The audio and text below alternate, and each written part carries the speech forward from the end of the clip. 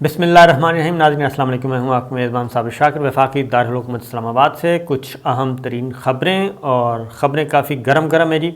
ख़ास तौर पे army chief general Qamar Javed Bajwa और वज़ीर आज़म इमरान ख़ान के दरमियान होने वाली मुलाकात के बाद बिल्कुल सियासत का मूड तब्दील हो गया है और अपोजिशन जो है वो तितर बितर नज़र आ रही है।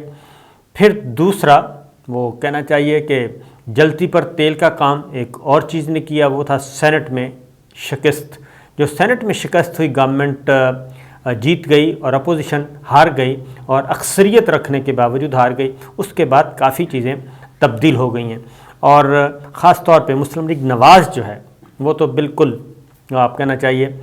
इसीलिए वज़ीर आज़म इमरान ख़ान ने एक बहुत ही इम्पॉर्टेंट ऐलान किया है और अब वो संजीदगी से सोच रहे हैं कि इस मुल्क का निज़ाम जो है सिस्टम तब्दील किया जाए और उस सिस्टम के लिए मुख्तलिफ़ ऑप्शंस ज़ेर गौर हैं और उनकी जो तकरीरें हैं, उनकी गुफ्तगू है, उनके इंटरव्यूज़ जो हैं वो बहुत सारी चीज़ें कन्वे कर रहे हैं कि पसे पर्दा कुछ ऐसा हो रहा है। वो क्या हो रहा है ये मैं आपको बताता हूँ। एक और ख़बर, उससे पहले एक ख़बर ज़रा ले लें। वो ये है कि बज़ाहिर कहा जाता है जी कि मईशत जो है बड़ी बहुत ख़राब हो गई है, मईशत का सत्यानाश हो गया। जबकि पाकिस्तान के जो आदाद शुमार हैं वो बताते हैं कि दौलत की रेल पेल हुई है और ये दौलत की रेल पेल सिर्फ़ उमरा तक नहीं हुई बल्कि मुतवसत तबके तक भी हुई है। सिर्फ़ एक तबका पिसा हुआ है और वो है तनख्वाहदार तबका। कारोबार जिसका जो भी था वो बिल्कुल उसके पास दौलत आई है, उसके पास पैसों में इजाफ़ा हुआ है। जो ज़राअत के शोबे से मुंसलिक थे किसान, उनके पास भी दौलत की रेल पेल हुई है और जो सनतकार हैं उनके पास तो बेबहा दौलत आई है और जो स्टॉक एक्सचेंज में जो बड़ी कंपनियां हैं उनके पास भी बहुत ज़्यादा दौलत आई है। अब स्टॉक एक्सचेंज में जो कारोबार करते हैं उनकी वहाँ पे छोटे जो इन्वेस्टर हैं वो भी मौजूद होते हैं, वो भी अपना पैसा लगाया होता है तो उस तक भी पैसा पहुंचा। इसीलिए वज़ीर आज़म इमरान ख़ान ने अब ज़रा थोड़ा सा एक उन्होंने आदाद शुमार एक तो लोगों के सामने रखे। उसमें जो ताज़ा तरीन इत्तलात हैं वो ये है कि तकरीबन 1000 अरब 980 अरब तकरीबन 1000 अरब रुपए का मुनाफा सनतकारों ने कमाया। 1000 अरब रुपए का मुनाफा कमाया, मामूली रकम नहीं है, जो कि सनतकारों ने, कारखानादारों ने, फैक्ट्री मालकान ने, जिसमें शुगर मिल्स वाले भी आते हैं, जिसमें आटे वाले भी आते हैं, जिसमें टेक्सटाइल वाले भी आते हैं, जिसमें बाकी मसनूआत जो बन रही हैं वो भी आती हैं, जिसमें कार साज कंपनियाँ आती हैं, जिसमें मोटरसाइकिल बनाने वाली फैक्ट्रियाँ आती हैं। हर फैक्ट्री, तमाम सनतकारों ने मजमूई तौर पे 1000 अरब रुपए का मुनाफा कमाया। और उसके बाद जो यही बात, लेकिन उन्होंने ये किया कि ये मुनाफा अपने वर्कर्स तक नहीं पहुंचाया, उनकी ज़िंदगी बदलने में इस 1000 अरब रुपए के मुनाफे में अपने अहलकारों को कुछ नहीं दिया, अपने स्टाफ को कुछ नहीं दिया, उनकी तनख्वाहें नहीं बढ़ाईं और उनसे उन्हीं तनख्वाहों पे, पुरानी तनख्वाहों पे काम लेते रहे। तो एक तो ये वजह बनी, ये है प्राइवेट सेक्टर में तनख्वाहदार तबका है वो मुतासर हुआ, वो महंगाई से मुतासर हुआ। दूसरा जो तबका है वो है गवर्नमेंट सर्वेंट्स जो हैं वो मुतासर हुए हैं, जो तनख्वाहदार थे और जो शरीफ लोग हैं जो हराम नहीं खाते वो बहुत ज़्यादा मुतासर हुए हैं। तो इसलिए वज़ीर आज़म ने एक तो ये कहा था कि जिन लोगों ने, जिन कारखानादारों ने 1000 अरब रुपए कमाया है मुनाफा, उनको चाहिए कि वो अपने जो स्टाफ है, उनके मुलाजमीन हैं, एम्प्लॉयज़ हैं, उनको उनकी तनख्वाहों में भी इजाफ़ा करें। तो अब पहले तो अब ये तो सिर्फ अपील की है, लेकिन उसके बाद अगला मरहला होगा वो उसमें सख्ती भी की जाएगी और मिल मालकान को, फैक्ट्री मालकान को, सनतकारों को थोड़ी सी डोज भी दी जाएगी।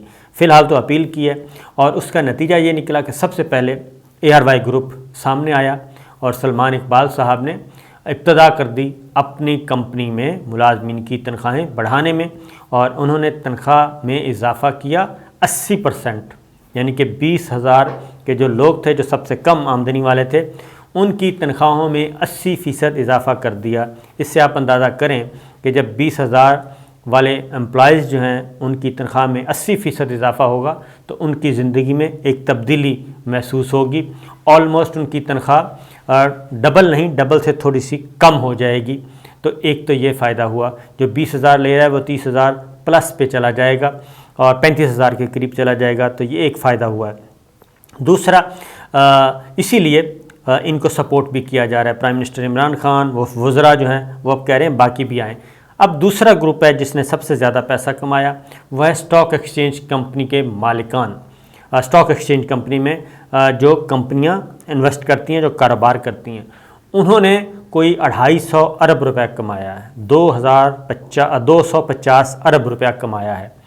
تو اس کا بھی وہ کہتے ہیں کہ اسٹاک ایکسچینج کمپنی کے جو اونرز ہیں وہ بھی اپنے ملازمین کو اس کا فائدہ دیں. تو میرا خیال ہے کہ اگر اس پہ صحیح طور پہ عمل ہو گیا تو جو مہنگائی کا پریشر ہے تنخواہ دار طبقے پہ، وہ کافی حد تک ان کو ریلیف ملے گا. گورنمنٹ تو کر ہی رہی ہے، لیکن پرائیویٹ سیکٹر کی بھی ذمہ داری ہے کہ وہ اپنے امپلائیز کی تنخواہوں میں اضافہ کرے.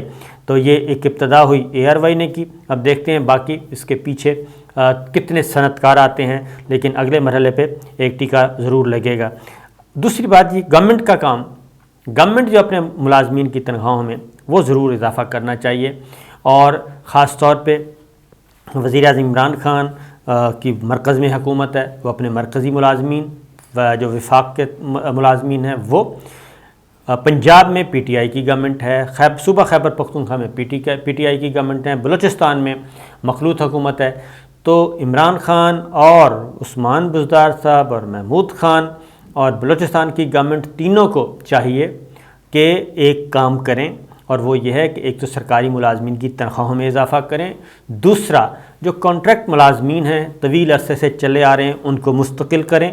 اور پھر خاص طور پہ اساتذہ موجود ہیں اور اسی طریقے سے ہیلتھ شعبے میں موجود ہیں، جن کو کانٹریکٹ پہ بھرتی کیا جاتا ہے، وہ اور جن کے کوئی کیا کہنا چاہیے گریڈ سسٹم نہیں ہے، وہ ان کے ایشوز کو ایڈریس کریں اور ان کو ریگولر سٹاف کے طور پہ لے کے آئیں. تو میرا خیال ہے اساتذہ کا شاخ خاص طور پہ، اور پنجاب سے تو اطلاعات آ رہی ہیں جو انصاف اسکول سسٹم ہے، جو ایوننگ کلاسز میں، ان کو بھی تنخواہیں نہیں مل رہی. تو یہ سارے کام گورنمنٹ کے کرنے کے ہیں، عمران خان صاحب کے کرنے کے ہیں، صوبائی حکومتوں کے کرنے کے ہیں. اگر یہ کام بھی کر لیں اور ان ملازمین کی بھی اس حوالے سے داد رسی ہو تو بہت زیادہ بہتری آئے گی. آگے بڑھتے ہیں. وزیر اعظم عمران خان کیا تبدیلی کرنا چاہ رہے ہیں؟ آج کل کافی ایک تو صدارتی نظام کی بات ہو رہی ہے، ایک ایمرجنسی لگانے کی بات ہو رہی ہے. صدارتی نظام کی انہوں نے نفی نہیں کی، لیکن ایک بات طے ہے کہ وزیر اعظم عمران خان صاحب ہوں یا موجودہ اس وقت سٹیک ہولڈرز جو ہیں ریاست پاکستان کے، وہ سب کے سب اس نتیجے پہ پہنچ چکے ہیں کہ موجودہ نظام جو ہے، اس وقت جو موجودہ پارلیمنٹری سسٹم جو چل رہا ہے، اس میں اتنی سخت نہیں ہے کہ یہ ملک کو مسائل سے نکال کے ترقی اور خوشحالی کی طرف لے جا سکے. اور اس میں کوئی حکومت بڑی فراخ دلی سے، بڑی آزادی سے کوئی کام کر سکے. حکومت کیا کوئی بھی ادارہ کام نہیں کر سکتا اس سسٹم میں رہ کے. اور یہی وجہ ہے کہ 2.5 سال کہہ رہا ہوں، 3.5 سال سے زیادہ کا عرصہ گزر چکا، اور ابھی تک ہمارا جو اکاؤنٹیبلٹی کا سسٹم ہے وہ بالکل ناکارہ ثابت ہوا ہے. کچھ حاصل نہیں کر سکا تگڑے لوگوں سے، اور اس کی وجہ نظام کی خرابی ہے. تو وزیر اعظم عمران خان ہوں یا باقی لوگ ہوں، وہ سوچ ضرور رہے ہیں کہ کیا کیا جائے. تو عمران خان صاحب نے ایک انٹرویو دیا ہے، اس انٹرویو میں خاص طور پہ کچھ چیزیں ذکر کی ہیں.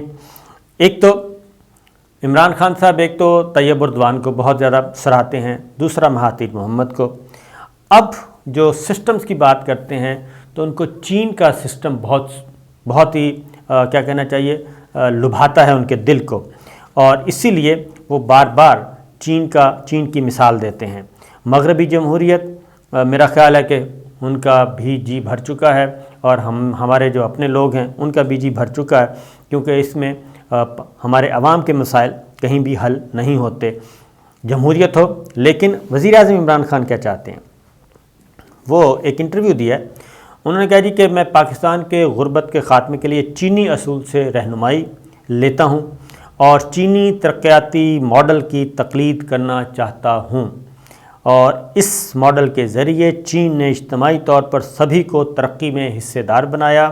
تمام ملک جو پائیدار ترقی چاہتے ہیں وہ چین کے ماڈل سے سیکھتے ہیں۔ چین میں ہر شعبے نے ترقی کی، ہم وہی ماڈل اپنانا چاہتے ہیں۔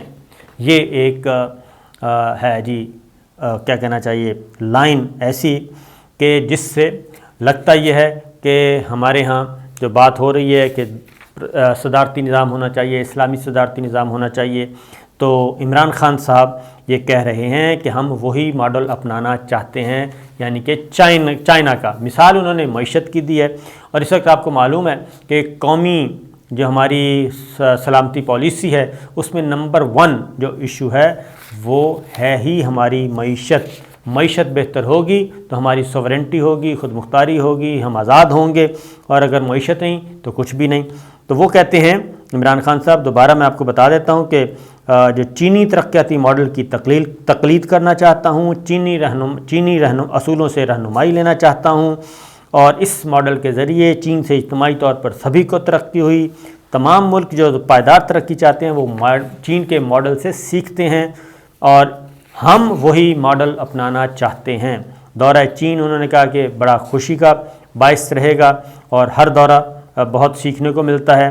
تو آئندہ ہفتے انہوں نے کہا میں چین کا دورہ بھی کر رہا ہوں، اور وزیر اعظم نے خاص طور پہ کہا کہ جی معیشت کو بہتر کرنے کے لیے ہمیں مزید اقدامات کرنے ہیں۔ معیشت پر ماضی میں توجہ نہیں دی گئی، اور پاکستان چاہتا ہے کہ اپنی پیداوار بڑھائے، زراعت کو بہتر کرے، زراعت لائف سٹائل کے شعبے میں چین سے معاونت چاہتے ہیں۔ تو یہ وہ چیزیں، پھر ایک اور زبردست آفر کرنے جا رہے ہیں وزیر اعظم چائنا کو، اور وہ یہ ہے کہ چین کی جو کرکٹ ٹیم ہے وہ تیار کی جائے، اور چائنا کی کرکٹ ٹیم کو تیار کریں گے پاکستان کے پلیئرز، پاکستان کے ایکسپرٹس، اور چینی کھلاڑیوں کی کرکٹ ٹیم تیار کی جائے گی، اور اس کے بعد خنجراب پاس کے قریب پاکستان اور چین دونوں کھیلوں کی سرگرمیوں کے بھی خواہاں ہیں۔ تو یہ دورہ چین میں جو عمران خان صاحب کا ہو رہا ہے، میں نے آپ کو بتایا کہ کافی کچھ ہوگا، اور یہ ایک اہم ترین وزٹ ہوگا چائنا کا، اور اس میں وزیر اعظم عمران خان صاحب کیا کچھ حاصل کر پاتے ہیں اور چائنا کیا کچھ دینے کے لیے تیار ہے، یہ بہت ہی امپورٹنٹ ہوگا۔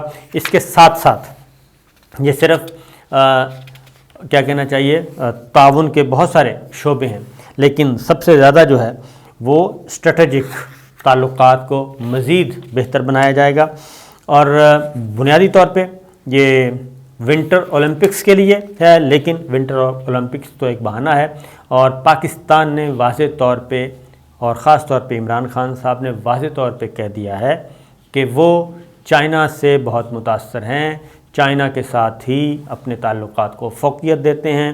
بائیڈن کے ساتھ اب ان کی کوئی فون پہ بات نہیں ہوئی، چائنی قیادت کے ساتھ ان کی متعدد دفعہ بات چیت ہو چکی ہے، لہٰذا انہوں نے کہا ہے کہ اربوں ڈالر کا انفراسٹرکچر جو ہے وہ آگے بڑھ رہا ہے، اور سی پیک آگے بڑھے گا، اور اس میں مزید جو ہیں ایڈ ہوگا اس وزٹ کے بعد۔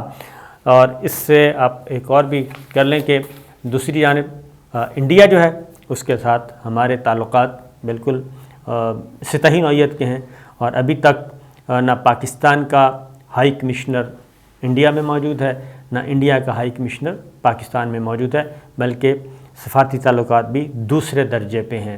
تو یہ سب کچھ ہو رہا ہے جی، تو دیکھتے ہیں انشاءاللہ اس وزٹ سے اور کیا کچھ حاصل ہوگا، کیونکہ کشمیر جو ہے، یہ بات ذہن میں رکھیے کہ کشمیر کے معاملے میں بھی اس وزٹ میں بات ہوگی، کیونکہ چائنا اور پاکستان کا اس وقت جو ہے 5 اگست 2019 کے بعد ایک اور بھی مشترکہ مفاد ہے، اور وہ ہے مقبوضہ وادی، لداخ اور یہ سارے علاقے جہاں پہ چائنا اور پاکستان کا مفاد ایک ہو چکا ہے، اس پہ بھی بات ہونی ہے۔ اور اپنے انٹرویو میں چائنا جانے سے پہلے اپنے انٹرویو میں کشمیر کا بھی ذکر کیا، افغانستان کا بھی ذکر کیا۔ تو ریجنل پلیئرز آگے بڑھیں گے اور اچھے طریقے سے بڑھیں گے۔ اجازت دیجیے، اللہ حافظ۔